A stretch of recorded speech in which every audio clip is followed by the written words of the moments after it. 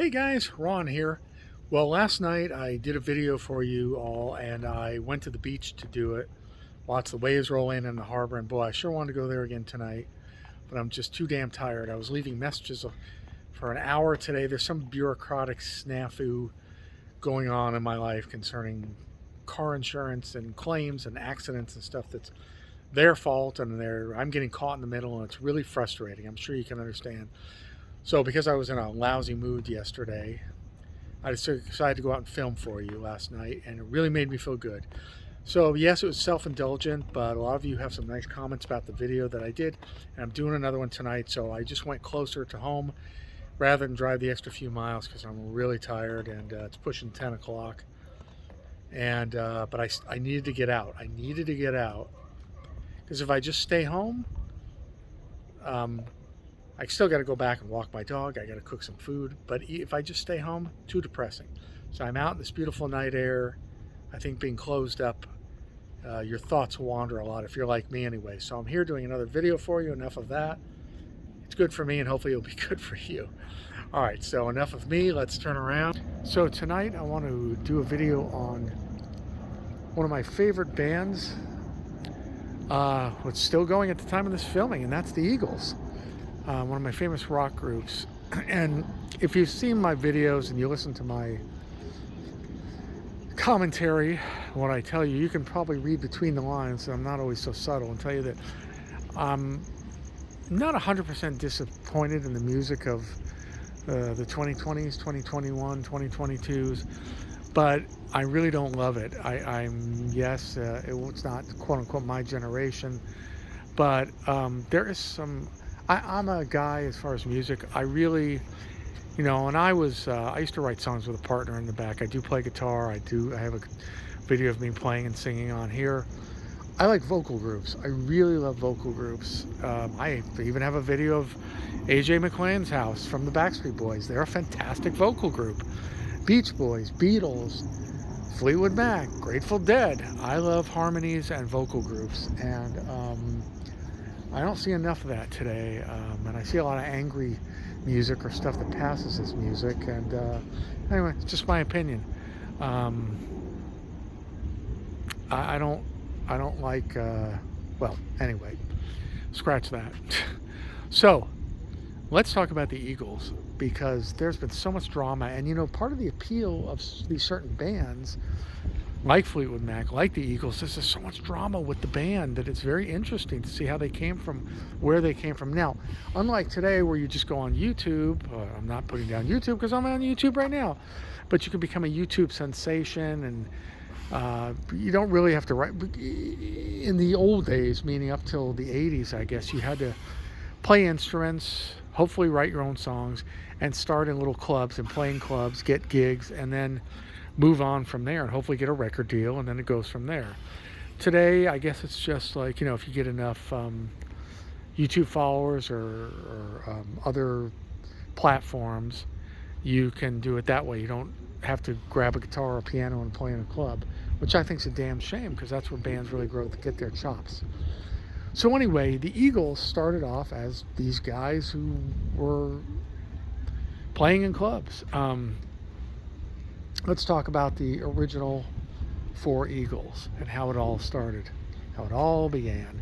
In fact, it's interesting because the last tour, the tour that I saw, I think it was 2014, was called History of the Eagles. I don't know whether Glenn Frye knew he was going to die a couple of years later or not, but it traced the whole Eagles history, and then they brought back Bernie Leadon, the original second guitar player, and which is very interesting to me because there was a lot of bad blood between Bernie and especially Glenn Frye, but there was a lot of bad blood between everybody and Glenn Frye, even though Glenn Frye was such a super talented guy. Anyway, so let's talk about it. So, wow, what's swimming down there? Dun dun dun dun. Oh, it's just a harbor seal. So, there's Don Henley, who was from Texas, and Don Henley was a drummer and a singer. And he had a band called ultimately Felicity. They came out to California. In fact, Kenny Rogers got sort of involved with them, and Rogers' wife. And they had a great interest in them. And I think Felicity played the Whiskey and I don't remember where they actually got a record deal, but they were out here and it really wasn't happening for them. The Glenn Frye was from Michigan, and he had sang background for Bob Seger. Seger told him to write songs and said great things about him. And as far as I know, Glenn Frye had been in bands going back to high school. Well, he came out to California and joined a guy named John David Souther, who he met, J.D. Souther. I believe they met at the Troubadour. They were all hanging. The Troubadour was the nexus then. And actually, I have a video of the Troubadour Rock Club on my channel here. So he and J.D. Souther formed a band called Long Branch Penny Whistle. Okay? And they were trying to get things going here in L.A. Then there was Randy Meisner, who had played with Poco. And he had been kicking around the music world for a long, long time. He was from Scottsbluff, Nebraska, bass player with a great high voice, and kind of trying to feel where he should go next. And then there's Bernie Ledden, another guitar player, banjo player, multi-instrumentalist, who had been in the Flying Burrito Brothers and also kicking around the music business for many years. He and Bernie and Randy were actually more seasoned in a lot of ways than Henley and Frye. But they ultimately all ended up hanging out separately and together at the Troubadour here in LA. And Glenn Frye was asked by Linda Ronstadt's manager if Glenn, wanted to go on the road and be, Linda Ronstadt's guitar player in the touring band. And then eventually, and this is 1971, I believe, and then eventually Don Henley got into it the same off. John Henley was brought aboard as the drummer, then Randy Meisner, and Bernie Ledden. So then we've got the Four Eagles being the backup band to Linda Ronstadt. And they had a job and they had some money coming in, but Glenn Frye approached Henley and said, I'd rather just be in a band with you. And they recruited the other two guys. And then we have the Eagles. So at that point, Henley, and the one thing about Don Henley and Glenn Frye is they were roommates many times. Then they'd have, be fighting and move out. And then one would break up with his girlfriend, and then he'd move in back with the other guy. And this went on and on throughout the 70s. But at the very beginning, obviously, when they didn't have any money and were just forming, they started rehearsing in LA. And then they decided they wanted Glyn Johns as their producer because Glyn Johns had produced the Let It Be album for the Beatles. He worked with Led Zeppelin. He worked with the Stones. So they went on and got Glyn Johns, but Glyn Johns was seen as too dictatorial by Glenn Frye. And Glyn Johns was put off by the fact that he claimed the Eagles really didn't know what they wanted to be. Bernie Ledden really favored a more country rock sound, and Glenn wanted to be more rock and roll, harder sound, and he eventually won out. But at that time, they were still struggling to find out what they wanted to do, and things were different. They all four had a say in what they were doing. There was no leader, no perceived leader. All were getting tracks on that first album. So they went to England with Glyn Johns, and as Glenn Frye put it, he did an imitation of Glyn Johns, the producer, saying, "You're not a rock band. You think you're a rock band? Zeppelin's a rock band. The Stones are a rock band. You, my friend, are not a rock band." So anyway, he didn't like all the reverb that Glyn Johns put on the album. But sure enough, they did that first album. They went out to the desert, Mojave, I believe, although I'm probably wrong about that. And they all took peyote, and they took the photo for the first album, and they didn't even have a name then. Supposedly, Glenn saw an eagle overhead and just yelled, "Eagle!" And that's how they got their name, stoned out of their gourds. But they put out their first record, and what shocked and amazed them and can put pressure, especially on Henley, from that moment on for the next 10 years, is they had 3 hits on their first album. They had Take It Easy, classic song to this day, Peaceful Easy Feeling, written mostly by Glenn Frye's friend, Jack Tempchin. And let me think here. So we've got Peaceful Easy Feeling, we've got Take It Easy, and Tequila Sunrise? Could be, but that may have been on the next album. All I know is they had 3 hits on the first album. And even then, Frye and Henley kind of saw that they seemed to be, and they were just starting writing together, that they seemed to be the dominant writers in the group. So they were already starting to take control, or de facto control. And they got Irving Azoff to be their manager. Irving Azoff, who Don Henley described as Satan, but our little Satan. And, you know, he's an incredible mogul today. But he became their manager. And they went on tour. They did it. They were already a big band. Jackson Browne, actually, who was just starting out himself, started writing this song, Take It Easy. He was living in a little bungalow apartment here in LA, and Glenn Frye put the second line in and got half the writing credit, or part of the writing credit.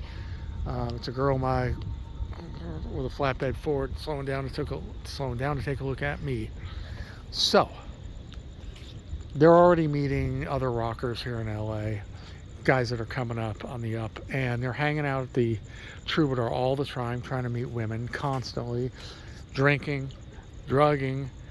And with the success of that first album, I think it really blew their minds. Now the tensions were beginning already with Bernie and Randy, particularly Bernie at the beginning. By the second album, Glenn Frye felt that the Eagles were sort of outlaws already. Already he had that rebellious streak. He always did. So he felt they were sort of outlaws in the music industry. And Jackson Browne had been given a book. I don't remember if J.D. Souther gave him the book, but he was given a book on outlaws of the Old West for his 21st birthday. And they were looking over the book, and they kind of concocted the idea, especially Glenn, yeah, we're outlaws of the music industry. Why don't we put out an outlaw type album? So they disassociated themselves. It was really a concept album per se, or pretty much a concept album. They didn't want to do the pop rock formula and just copy the first record. So they put out this pseudo concept album about outlaws in the Old West. And like I say, kind of reflecting the fact that Glenn thought of the band as outlaws within the music industry, which they really weren't, but they didn't, want to toe the line, be rebellious and so forth. And they put out an album, like I said, of mainly Old West cowboy talk rock, the second album called Desperado. Well, the record company basically flipped. They was not happy with it, a cowboy record, after, their initial record had been such a big hit. But it's what they wanted. It's what they did. J.D. Souther's in the photos from the album as well. They all played, Old West, and so as is Jackson Browne. So this whole group of guys were hanging out together. Really, you should check out the photos, the covers of that album, and the photos from that. It's really interesting. They did a little video, what you could do with video in 1972. So it was kind of Super 8, but a little video of them firing blanks, firing guns, and having a little shootout, and falling over dead. A lot of fun for kids, for boys, even though they were adults at that time. And Desperado, maybe Desperado had Tequila Sunrise, I'll check that afterwards, but definitely had the title track, the song Desperado, which, if you don't know, it started out of a song was by Henley started writing a song about a guy who he thought going for the wrong girl. Oh, Leo, why don't you come to your senses? Yeah, believe it or not, that's what he says. So Oh, Leo became Desperado to fit the album. And in fact, I've got a blog on here of the house that was written on, the house that they lived in at that time up in Laurel Canyon. Laurel Canyon is where it was all happening. So the Desperado album, and basically what I'm telling you is through the 70s, every album was pretty much more successful, and the tension started building. The next album after Desperado, and Don Henley had an interesting quote. He says, and I'm paraphrasing, he says, "I worry every minute of every day, even when I'm asleep, how are our peers going to judge our next album? How is it going to sell? How's the record company going to think? Are we going to be able to top ourselves? The pressure was just enormous to him, to the point where, eventually too much cocaine was driving him crazy. His back was in constant pain because of leaning over drumming and just general stress. All the guys got ulcers. Their egos were incredible. The constant chase for women. Neither, especially Henley or Frye, said neither one had a successful, as we know, long-term relationship in the 70s. They'd long and then they split up. They said that the Eagles always came first, the band, and the women in their lives, it just probably drove them crazy after a while, or vice versa. So, we have another album in 74, On the Border. Then we have their first #1 album, which is One of These Nights album. Now, this is when it all boiled over in 75. They have their first #1 album. They have Lion Eyes, this very long song that they convinced the record company would still go on the record, and big hit. And Bernie Leadon had been getting more and more frustrated with the dictatorial nature of Henley and Frye. Henley and Frye and Azoff started to essentially take over. And basically the other guys would bring their songs to Henley and Frye and they would review them. Don Henley would basically write his lyrics in secret and then present them to the other guys, even if the other guys had come up with the song. If you're interested in the Eagles, I highly recommend reading Don Felder's book. I believe it's called Heaven and Hell, My Life in the Eagles. And the documentary and other things, the documentary about history of the Eagles. Because Felder really lays it out. And I met Felder twice actually, and I told him about the book. And he, I'll talk about him soon as one of the lineup changes. But my point is, Henley and Frye sensed that this was not a democracy. They viewed themselves as the strongest songwriting team that produced the hits and was able to lead the band. Irving Azoff, the manager, felt exactly the same way. But around them, they were being called the gods and mocked for their ego. They just said it can't be a four-way democracy anymore. It's got to be Henley and Frye, and Henley and Frye would get more money too. They formed Eagles Limited, a partnership. Well, I had 4 votes at that time, but really they were the principal songwriters. And if you're the principal songwriters, you get the publishing. That is an El Torito restaurant. That is people in the El Torito restaurant. So anyway, we have all this going on with the tensions between, and at the same time, yes, Henley and Frye are leading the band, much to the chagrin of especially Bernie and secondarily Randy, the other 2 band members. But they're also at each other's throats a lot, Henley and Frye. They'd be friends, and then they'd hate each other's guts. They badmouthed each other. They didn't want to be on stage together in each other's presence. Frye would say Don Henley really knows how to suck the energy and happiness out of a room. They'd actually cheer on the fact when Don Henley broke up with a woman because they said we got great songs out of it, and they did, like Hotel California and others, Best of My Love. But there was so much tension between these guys. There were, one minute they're ready to kill each other, the next minute they're kind of trying to relax. I think it was in Felder's book, he says how I think that Randy slipped Glenn Frye a Quaalude or something once anyway, and he said that he and Frye actually had a good time together, and once the next day came, it was the same old thing. So this dictatorial relationship of Henley and Frye against the band members was really pissing them off, and not to mention that, but they would say, why do we need, who appointed them the leaders of the band? And Bernie was starting to take more time off, spend more time surfing when he was supposed to be. In fact, that was one of the key moments. They were in the recording studio, and that's another thing. Bernie was trying to get healthy, and he was a surfer and trying to be healthy, and the other guys were absolute substances were flying everywhere, so he didn't really fit in. If 3 guys are taking a lot of drugs and drinking like crazy and you're trying to be straight, it's not really going to work out too well, just like in a marriage or a romantic relationship. So at one point when they're working on, they wanted to rock. Bernie wanted to go more country, like Take It Easy, and Glenn always wanted to rock it up. So did Henley. So at the time of the One of These Nights albums, or actually before that, I'm going to go back to '74 now. Their third album, On the Border, they were working on a song called Good Day in Hell, and they wanted some really, actually, more rocked up guitar than either Glenn or Bernie could provide. So Bernie knew from the East Coast, from Boston, he knew Don Felder, this whiz guitarist in his 20s from Florida.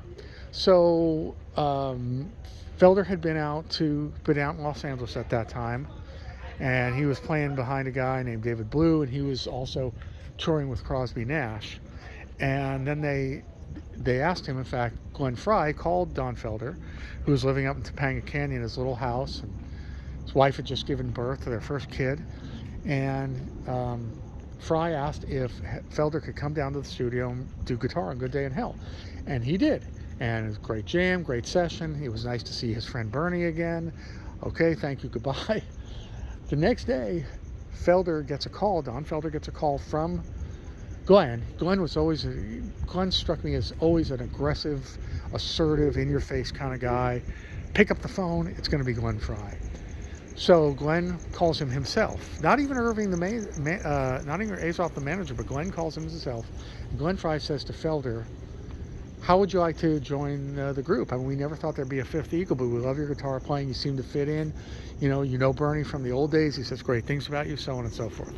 Okay, so that happens. Felder says, "Hey, it's an opportunity that he can't pass up." He joins the Eagle. There's now 5 Eagles. That's in '74, and the guitar that he plays on Good Day in Hell, and the guitar that he plays on the guitar that Felder plays on the song Already Gone, you can already hear how rocked up they are, and they were just so happy with his guitar playing. So now, from '74 on, there's now 5 Eagles. What's weird was, according to Felder, and he says how, that he was hurt, is that when they had a band meeting after the album in Azoff's office, the first one to speak up negatively about Felder was, of all ones, his old friend, Bernie Ledden. And he said, when the Eagles started a couple of years ago, there was 4 of us, Eagles Limited. We each got a 4th. He says, now now there's a 5th share going out, and Don Felder didn't even play on this whole record. And, Felder is a very non-confrontational, I wouldn't say a hippie type guy, but it's a very confrontational, more laid-back guy who just wants to play his guitar and go along to get along, for the most part. Glenn Frye and Henley wouldn't say that, but I believe that to be true, and I told Felder that. So Felder said, "You're absolutely right." And Azoff had an idea. He said, "How about for this record that Felder was recruited in the middle of, he just gets paid for the songs he played on?" They said, "Fine." Okay. So a couple of years go by, and Felder, I'm skipping the most important part. At the end of '75, December '75, touring after the One of These Nights album, there's a final confrontation, or a series of final confrontations. The band is having a band meeting in a hotel in Glenn Frye's room. Glenn's sitting in a metal chair in the middle of the room, leading the meeting like he was likely to do. And Bernie was getting more and more pissed off at whatever he said. And this is recounted by Felder, who was in the room at the time. And Bernie just went over and he poured a beer over Glenn Frye's head, and he just said, "You better chill out, man." And Glenn Frye just sat there stiff and with grit teeth, and he later on, Felder said that he took Bernie out to the balcony to try to calm him down. Bernie just said, I've had it with him bossing us around, him thinking he's the leader of the group, the fighting, the infighting, so on and so forth. Felder also tried to work with to talk to Glenn privately, and Glenn wasn't hearing anything. He just said, your old friend Bernie, this guy's becoming a real liability in this band. And I think that shortly after that, Henley and Frye got what they wanted, and that was that Bernie quit. quit the band. And, it was one of those things where they knew the vocals would be different, but I think they were pretty happy about it because there was too much fighting and they didn't appreciate what he was doing and the direction he wanted the band to go in. So almost immediately, Irving Azoff suggested his old friend from college, Joe Walsh. Joe Walsh had been with the James Gang. Joe Walsh was a party animal extraordinaire who was taught to destroy rooms by Keith Moon, his mentor. Joe Walsh was probably a functioning alcoholic at that time because he eventually went to rehab for alcohol abuse. Heavy in drugs, but much more alcohol abusing than the other guys. So Henley was very cautious about bringing Walsh in because Walsh was very showy, very wild. And the rule is with Don Henley and Glenn Frye that on stage, in concert, the songs sound exactly note for note like they do on the record. And there's no jumping around, there's no speeches, there's no politics. You just stand there, 5 guys or 4 guys and one at his guitar, and Henley at his drums, and play. Just music, no theatrics, no pyrotechnics, no speeches, no improvisation. And improvisation to a guitar player like Joe Walsh or Don Felder, they must have really been fighting hard to contain themselves. So Walsh joins the band. And, the vocals are different with his harmonies, but he's an outstanding guitar player, still is to this day, fantastic guitar player. So Walsh added that. So the guitar playing between Felder and Walsh, who got along famously, by the way. I mean, there was no friction between these two great guitar players. But Joe Walsh did go to, who did he go to? I think it was somebody that, I forget the name, but I think it was somebody that Henley had known back to the days in Texas. And he said, hey man, he's your friend. Can you tell him to just chill out, relax? But you can't tell Don Henley to relax because he's an extraordinarily intense individual from everything I've read and seen. So they're humming along, and they produced the Hotel California album, which started with Don Felder's in a rented home in Malibu in the summer of '76 with his wife, with his kids. He comes in from the beach one day and he has a little 4-track tape machine. He starts playing this tune on the guitar. Well, eventually he liked the tune. He wrote all the parts for it. And that's what Felder would do. He's a musical genius. He wrote the bass. He wrote the bass for One of These Nights too. That line, and then Randy was snowed in Nebraska visiting family. Felder played it. But anyway, so Felder wrote this entire song, and with the bass and the guitar and everything, and he would send cassettes to Glenn and Don Henley to review. And he'd always, and also as a way to ingratiate himself and get his stuff done. And he'd send it, and he says that Felder says Frye would always say, I'll listen to it when I get to it. Not now. We'll tell you when. Well, so Felder sent this tape, no lyrics, but just music. And Henley was driving in his car. He liked to listen to music through the cassette, through the car stereo system, through the cassettes. And he said, I really like this one. And eventually he went away with Glenn Frye and put music to it. And that song became Hotel California. And that became kind of the theme of that album. Boy, I'm really going long here. So, monster album, Hotel California, about the decadence of LA and the record business and women and so on and so forth. And during that tour, it was getting more and more evident that Randy did not want to sing his big hit from the One of These Nights album, Take It to the Limit. I mean, Randy came up with, he says to Henley and Frye, I got this idea, take it to the limit, just take it to the limit. As far, he talked about a few words, maybe the opening chords, and as usual, Henley and Frye, mostly Henley went off and wrote the song, but he gets co-writing credit because he had the idea. So I call it Randy's song because he came up with the idea, the theme, and he sang it. Take It to the Limit, beautiful song, but at the very end, there's some really high notes. And there were nights when Randy just didn't want to sing it. So he said, I'm not going to sing it, man. My throat hurts, or this hurts, or that hurts. I don't want to do it. I don't like the spotlight on me. He would turn away in the spotlight. He's very shy. And Frye kept saying, "You got to sing it, man. You can't cut it out of our set tonight. It's one of our most popular songs. It's a huge hit." And this friction continued until one night when Henley claims that the night before, Randy was with two women and he was partying in his room with these two groupies all night and drunk and stoned and everything. And he claims that Randy used that as an excuse not to do it. So Frye blew it on that one. Basically what happened was he confronted Randy and Randy said, "I'm not doing it." And Glenn said, he backed up a couple paces and he said, "Well, fuck you, man." And he threw a sweaty rag in Randy's face. And after that, Randy knew his days were numbered. He had it with Glenn Frye. He also didn't particularly want confrontation. And for the rest of the tour, he was kind of persona non grata. After the tour was over, Randy, whose marriage was failing too, whose wife was back in Nebraska with the kids, Randy quits and the band. So now they've got two members who have left, two original members. So there was almost no. They thought of Timothy Schmidt, who goes by Timothy B. Schmidt. Timothy Schmidt immediately, who had ironically also replaced Randy in Poco. Now he's replacing him in the Eagles. By the way, the guys had all nicknames for themselves. Glenn Frye was Roach, for smoking a roach. He was also known as the Teen King. Now, you figure that one out because I don't want to go into how he got that name.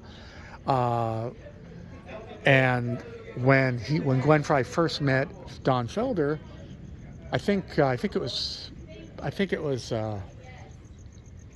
Bernie described Don Felder as having the fastest fingers in Florida. So Glenn Frye forever then called him Fingers Felder, still called Fingers Felder. And Timothy B. Schmidt became Woodstock because he sort of was like a Zen hippie, cool and calm and collected. And Bernie was Marty Martian because of his hair. I don't remember what Henley was. Oh, Henley was the Sonic Bat. The Sonic Bat. So figure that one out too. Anyway, and there were also, the parties were actually, here's the way it worked. They had a thing called the third encore. They'd come out for a first encore, they'd sing a song for the second encore, and the third encore was the partying at the hotel with the groupies.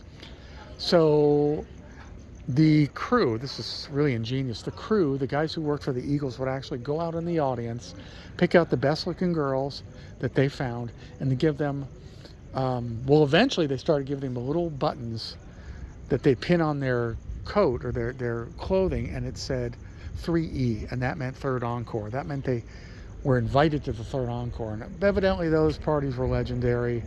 Don Felder eventually got caught. You got to read Don Felder's book, because he says, here I was going back to my hotel room night after night while the other guys were with groupies every night, even Randy, who was married too. And he said, Felder says he didn't want to betray his wedding vows, and he held out as long as he could, but some of these women were absolute goddesses, and he betrayed finally he got weak on tour, and eventually, much later, in the 90s, I think, excuse me, for the breakup of the Eagles, I'm going to let these guys pass me. You know what I'm saying? So that's why I was like, I want to make a nigga. I was tripping. I was like, man. One of these groupies sent a letter to the home address of Don Felder. Susan Felder, his wife, reads it. His mother happened to be staying over at the time, and this woman described all the things she wanted to do with Felder after what they had done in a hotel in Dallas, and Susan flipped out, and that was a big thing that almost ended the marriage. Marriage ended later on, but it was in the 90s. Anyway, this video is getting too long. Suffice it to say that now we have Timothy B. Schmidt and Joe Walsh have joined, and there was a huge fight. Let me skip this. So, after Hotel California, the album and the tour, the guys didn't know what to do. Henley and Frye were burnt out, and they say very quick, emotionally, too many drugs, spiritually, physically exhausted, burnt out. The tension was so bad that they just couldn't get it together anymore. Between the drugs, the booze, the fighting, the fame, the women, the money, and Henley felt that Frye was checked out at this point, wasn't helping him write on the last album, which would become finally the Long Run album. In fact, the record company, and they called it the Long One because it took so long. So in fits and starts, they would gather and try to do the follow-up album to the Eagles, to Hotel California. And there was so much fight. Frye and Henley just couldn't stand to be together, didn't want to work together. Like I said, Henley thought Frye wasn't carrying his weight. And eventually Frye came up with, they didn't know if they were going to have a record. They thought this must be it. And eventually Frye came up with Heartache Tonight with the help of Bob Seger and J.D. Souther. And then Henley came up with the Long Run, the song, and I thought they took a collective sigh of relief. Thought, okay, I think we have an album. Anyway, so the Long Run comes out. Took 18 months to produce. It's now 1980, and they're touring, and they're at their wits' end and at the end of their ropes. So there's a fundraiser one night in Long Beach. It's now referred to as the Long Night at Wrong Beach, instead of Long Beach. Play on words. And they were doing a benefit for Alan Cranston, the state senator. They didn't really like doing benefits. They did some for Jerry Brown, governor of California, actually governor twice, also known as Moonbeam Brown. But because Jerry Brown was the boyfriend of Linda Ronstadt for a while, so they did it for Linda's sake. But this was for Alan Cranston. And they were lining up, and they were meeting Cranston and his wife. And Cranston and his wife were shaking hands with the Eagles and saying, nice to meet you, nice to meet you, nice to meet you. And Felder said he didn't like benefits, he didn't like that they weren't getting paid, and he didn't care about politics. So under his breath, after he said, nice to meet you, he said, I guess. And that's all it took, I guess. Well, Frye heard this, and he was furious.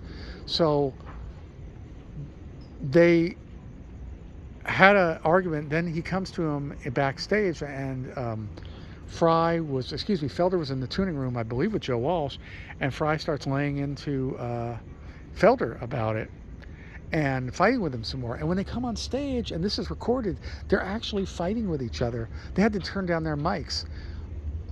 Frye is saying, 3 more songs, buddy, 3 more songs. I'm going to kick your ass when we get off this stage. And Felder, what else could he say? He was saying, go for it, because he had it with him too. 2 more songs, Felder, 2 more songs. I'm going to kick your ass, mother. You're dead, mother. And this is literally going on stage at this benefit at Long Beach. Like I said, you can hear part of it in the History of the Eagles documentary. So they get off stage, and Felder says that he was he had been taught, I don't remember if it was even by Joe Walsh or who it was, that in his frustration, break a guitar will make him feel better. So he took a guitar, Japanese guitar he had, and he smashed it to pieces. Well, Frye saw that and thought that was a chicken shit move, and he thought, you break your cheapest guitar. And that was it. Felder got in his limo, Frye got in his limo, they all left. And subsequent days, Felder called Irving and says, okay, what's next for the band? What's the next band meeting? When's next? And Irving Azoff says, at this point, I don't think there is a band. And that's September of 1980. And Frye just said, I've had it with all you mofos, and quit the band. And I'm going to have to make this a part 1 of a 2-parter because I'm just going on way too long. And that was it. Frye quits the band, and that's it. This is going to be part 1. So for the next 14 years, there's no Eagles. And boy, did that drive the other guys crazy for the next 14 years.